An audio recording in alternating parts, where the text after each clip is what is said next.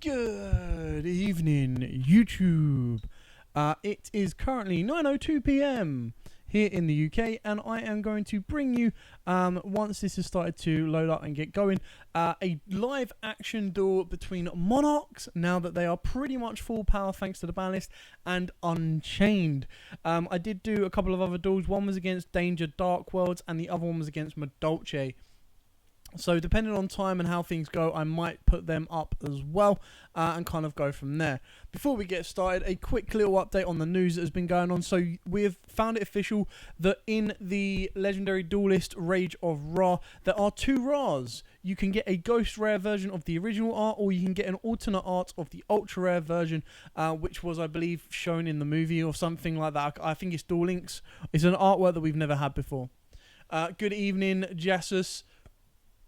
So with that quick introduction out of the way, I'm going to load up the video and we are going to watch, with live commentary as well, a duel between Monarchs, Full Power, and Unchained. So bear with me 2 seconds once everything is loaded and we can show you this duel.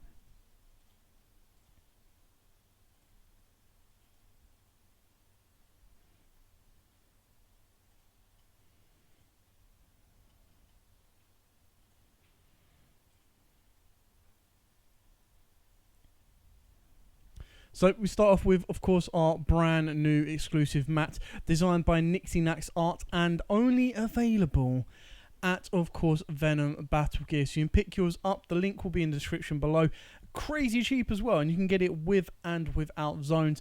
It's an amazing way to support up and coming artists. It's also an amazing piece of artwork, seeing two colossal fusion monsters in the form of GX era and original era going face to face.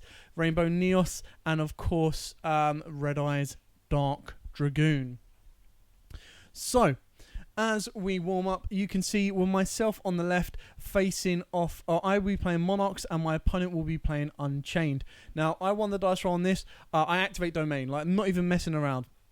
And luckily, I've opened up Urbis. Now, Urbis is going to give me an additional normal summon. And, of course, what I'm going to be able to do with this is I'm going to be able to reveal Urbis off of the field spell to drop its level by 2 and then tribute summon himself out.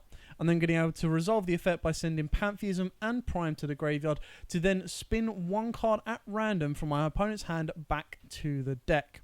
On top of that, of course, I've got the Pantheism effect that I can resolve in the graveyard alongside the Prime Monarch should I want to use it by the time I get another one. So I'm going to reveal 3 Tenacity because straight away that's going to put another Monarch spell into the graveyard.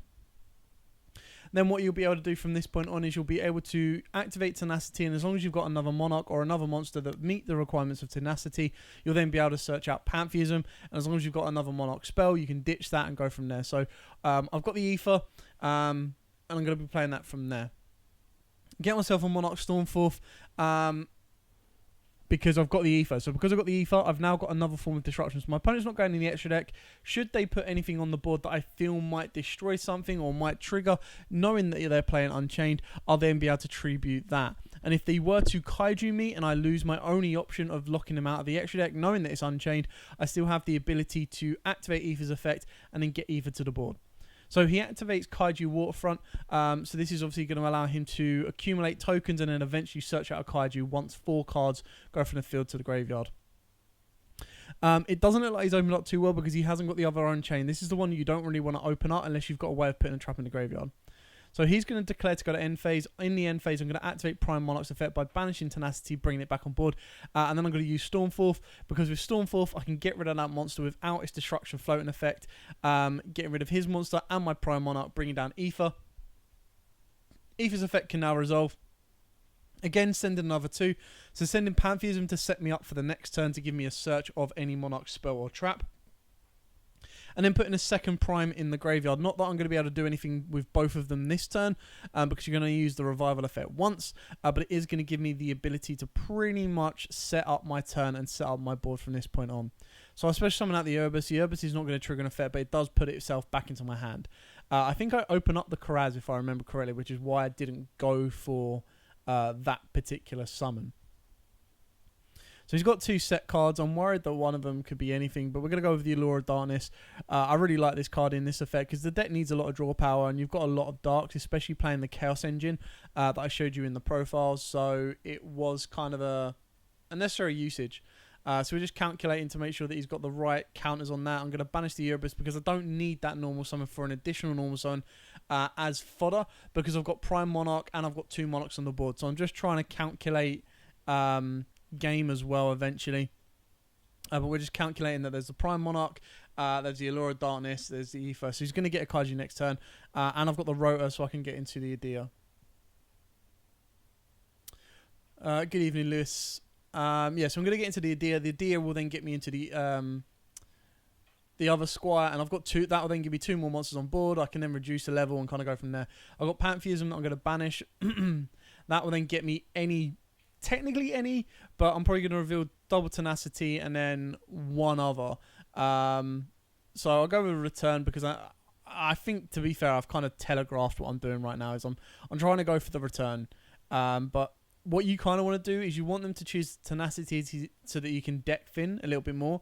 But eventually you'll get your end goal, regardless of where you're going for it. So the idea on this one is that when I tribute someone, I'm going to be able to get another Monarch to my hand. Once this deck does get going, it's very hard to stop because it does have a lot of searchability. It does have a lot of protection and a lot of locking out of the extra deck. Which is what a lot of decks rely on nowadays. It's very hard for a main deck monster to come out that is of like 2400 or more. So we've got the 1-for-1. The one thing I didn't really do in this is I didn't really rely on vanities, but I pretty much opened up really, really well. I think the only thing I was missing in my hand, if I remember correctly, is another Monarch. But the idea is because she's special summoned, I'm going to be able to get the Pantheism back in a minute. Goblin the Mithra because I only played 2 of the Dark. And kind of move my plays further forward from there. So the Pantheism came back to hand because I sent an Ether from my hand with the 1-for-1, which then allowed me to ditch and draw.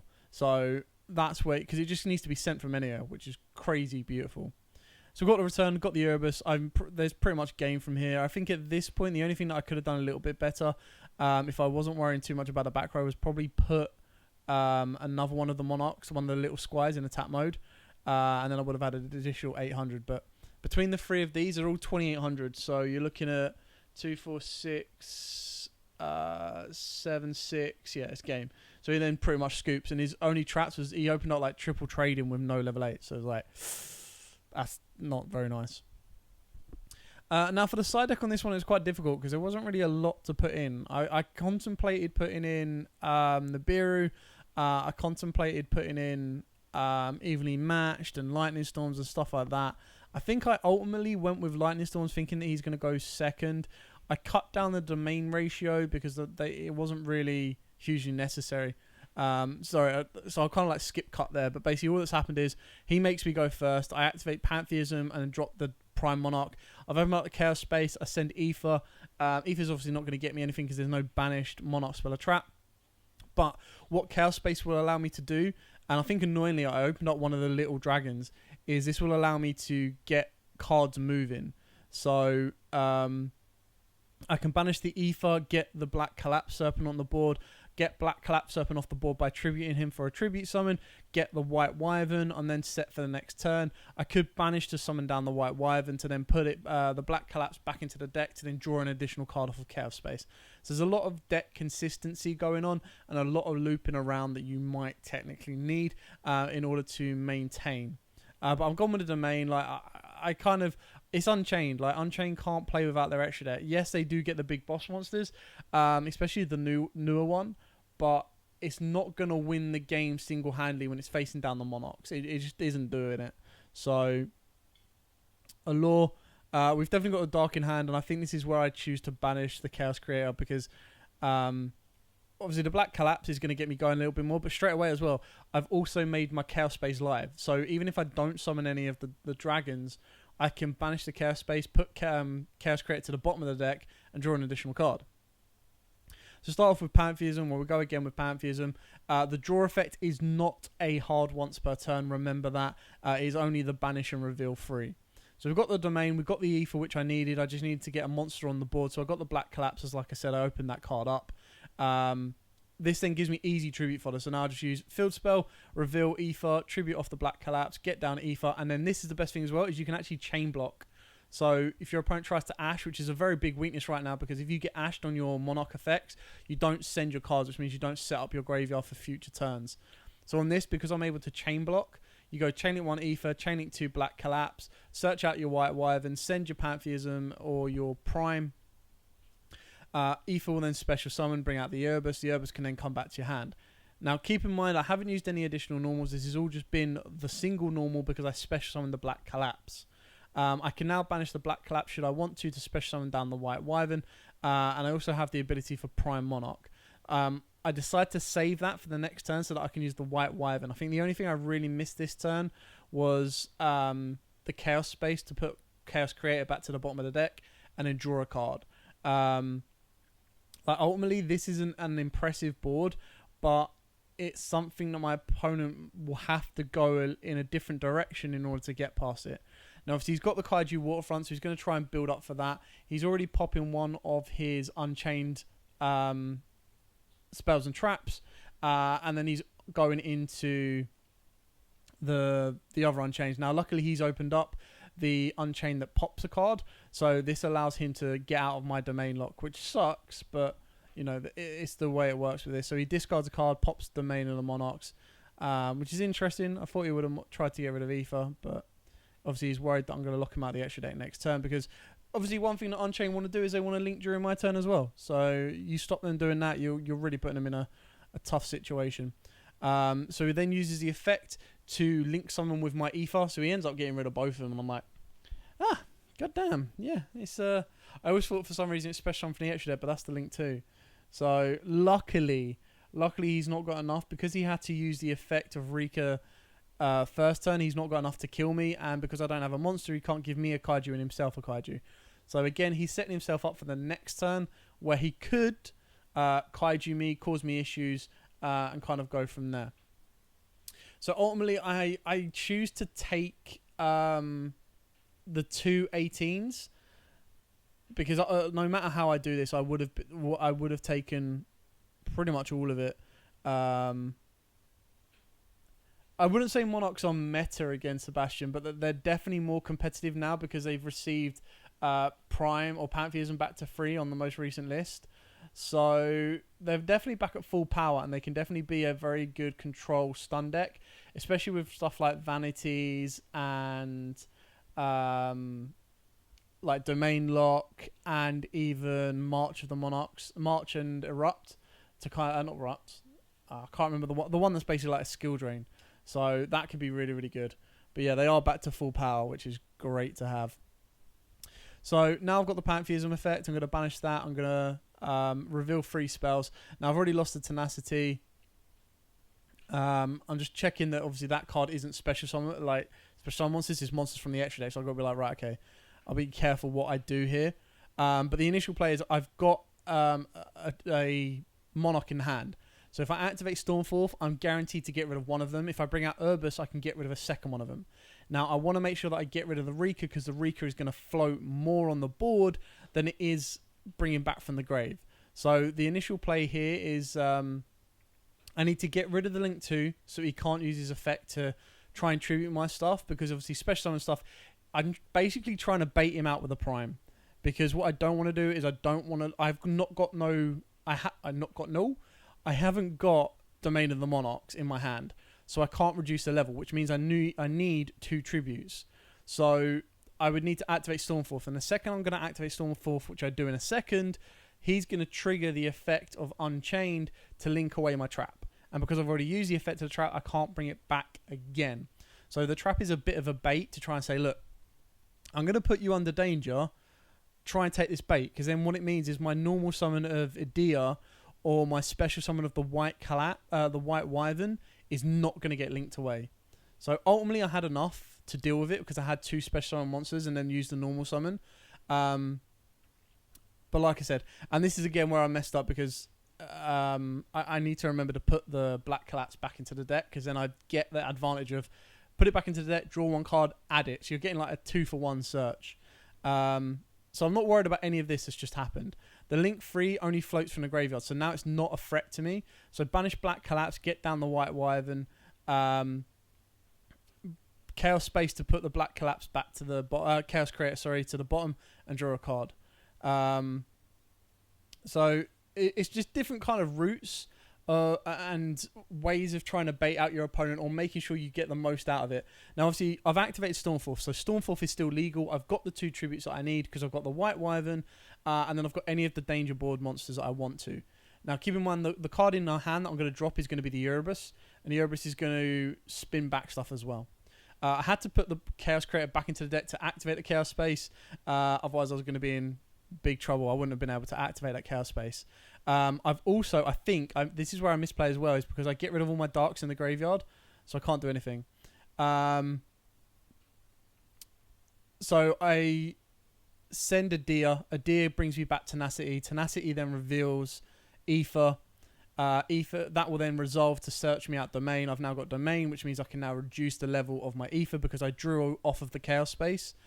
A lot going on. So you see all the drawing. You can go with Unchained. Unchained are very good. You just have to play it correctly. So like the particular build that my opponent's gone for is like a Kaiju version. So it's go second, but then control with the Unchained, which is very difficult to try and break through certain established board when they've got more than one monster to deal with. So if you want to go more control based, you'd have to take out that Unchained, the Kaiju engine, go first and control that route. But their cards are really cool. I like them. I think one of the downsides is they do target as well. The Link 2 is the only disruption they have if they don't open up the other components, which is basically what happened here. Is my opponent was unable to open up the other components to get the rest of it going. So like he built up a decent board, broke my little board, but then from that point on, because he didn't have any back row to help disrupt, all he had was the Link 2. So you do have to. It does take a lot of thinking, but you have to control it quite nicely. So I choose to spin the Rika back into the deck with Erebus because I don't want it floating. I choose to tribute off the Unchained, basically more threatening monster, because I don't mind him adding a card back from his graveyard.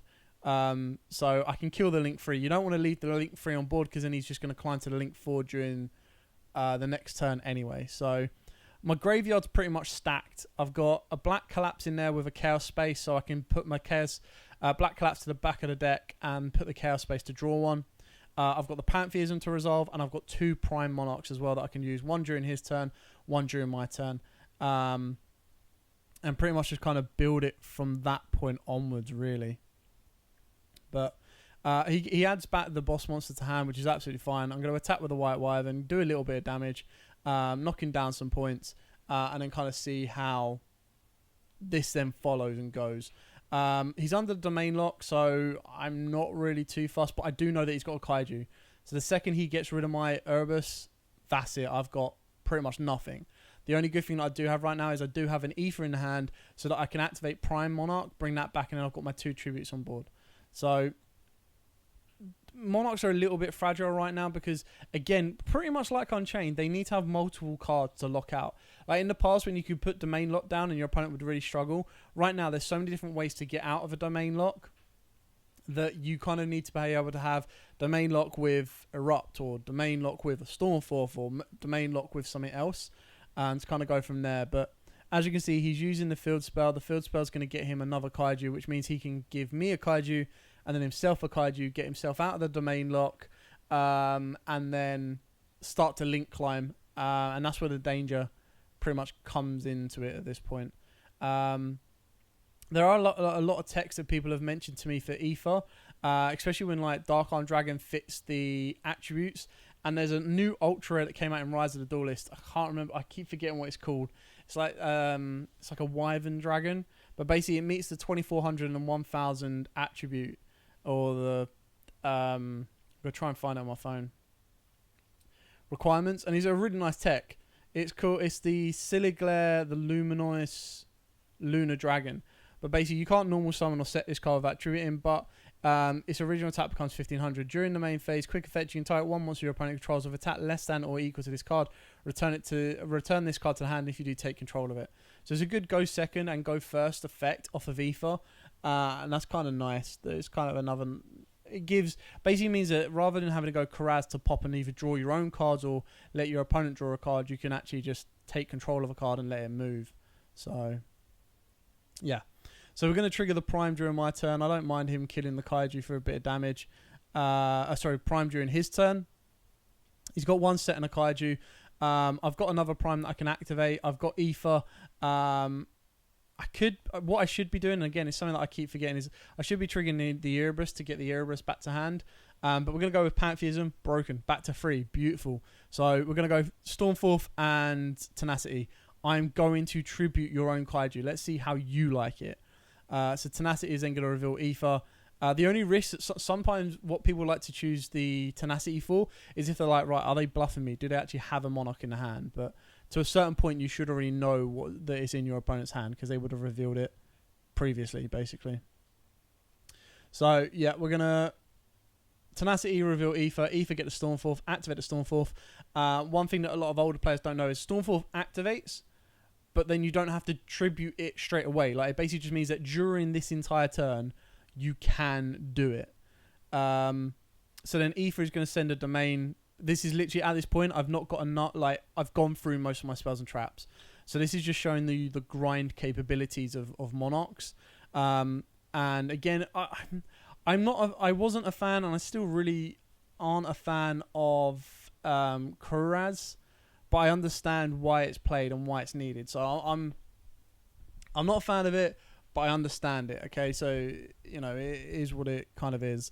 I'm looking at alternative text to Kuraz, but you know, there is a reason you play it. I also want to play the Theseus as well, because if you open up well enough, you can actually drop the Theseus and the Erebus on your opponent and just go, cool. So if you open up Mithra, basically Mithra allows you to get an additional tribute without even using your normal. So the idea is you'd have to use your normal to get it. But yeah, this is where the Chaos Creator comes in. Banish 1 light, 1 dark, boom, broken. Now this is where so I've got the 3 here. So this is where it's really good because the only issue is I've got to try and clear my board off. Because if I clear my board off, I could then use Chaos Creator to bring back a Monarch, which is beautifully broken. Anyway, that is it for the video. Yeah, quite a short, sweet, simple duel. What do I think about Necrophase's tech card? Interesting. But the issue is with the normal summons in a Monarch deck, they need the normal summon to then give them an additional normal, which is why the extra deck Monarchs were so important, because they were given Brilliant Fusion with an additional monster. So they got an additional normal and a monster, and they were able to get into their Monarchs.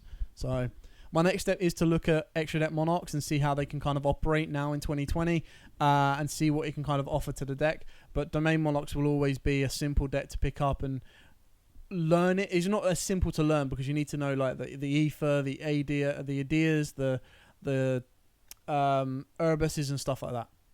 Anyway, thank you so much for watching this live premiere of the duel. I will be putting the video up as a separate video as well. So please smash that like button, hit that notification bell, subscribe so you do not miss out on any more awesome Yu-Gi-Oh content. Every bit of support you provide us allows us to produce this type of content for you guys as well. I will try and get more duels for you over the weekend, mainly for Monarchs as well, but I'll try and get some other duels like Harpies and Dark Magicians and stuff like that as well. But for now, thanks so much for watching. Don't forget to like, comment, subscribe, share. And as absolutely always, guys, stay safe and happy dueling.